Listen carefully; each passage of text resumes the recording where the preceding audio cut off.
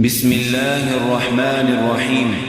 تبارك الذي بيده الملك وهو على كل شيء قدير، الذي خلق الموت والحياة ليبلوكم أيكم أحسن عملا وهو العزيز الغفور، الذي خلق 7 سماوات طباقا ما ترى في خلق الرحمن من تفاوت، فارجع البصر هل ترى من فطور، ثم ارجع البصر كرتين ينقلب إليك البصر خاسئا وهو حسير، ولقد زينا السماء الدنيا بمصابيح وجعلناها رجوما للشياطين وأعتدنا لهم عذاب السعير، وللذين كفروا بربهم عذاب جهنم وبئس المصير. إذا ألقوا فيها سمعوا لها شهيقا وهي تفور تكاد تميز من الغيظ،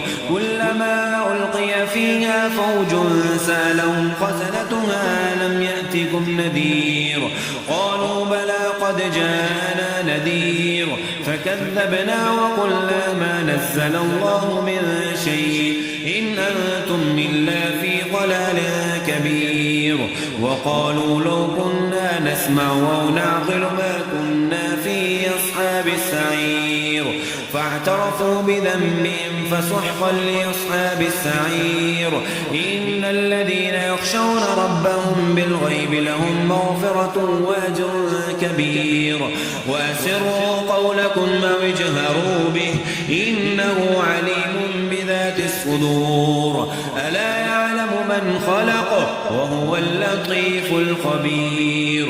هو الذي جعل لكم الأرض ظلولا فامشوا في مناكبها وكلوا من رزقه وإليه النشور. آمنتم من في السماء أن يخسف بكم الأرض فإذا هي تمور، أم أمنتم من في السماء أن يرسل عليكم حاصبا فستعلمون كيف نذير.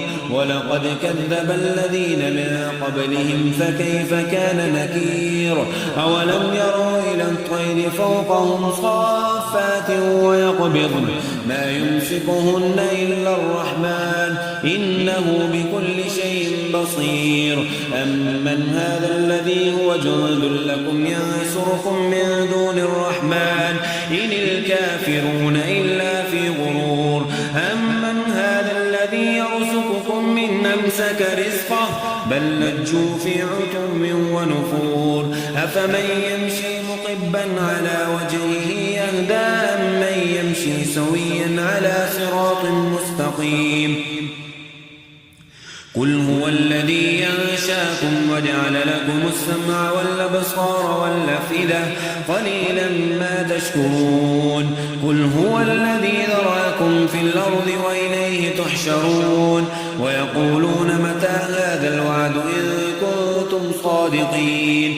قل إنما العلم عند الله وإنما أنا نذير مبين. فلما رأوا زلفة سيئت وجوه الذين كفروا وقيل هذا الذي كنتم به تدعون. قل أرأيتم من أهلكني الله ومن معي أو رحمنا فمن يجير الكافرين من عذاب أليم. قل هو الرحمن وآمنا به وعليه توكلنا فستعلمون من هو في ضلال مبين. قل أرأيتم من أصبح ماؤكم غورا فمن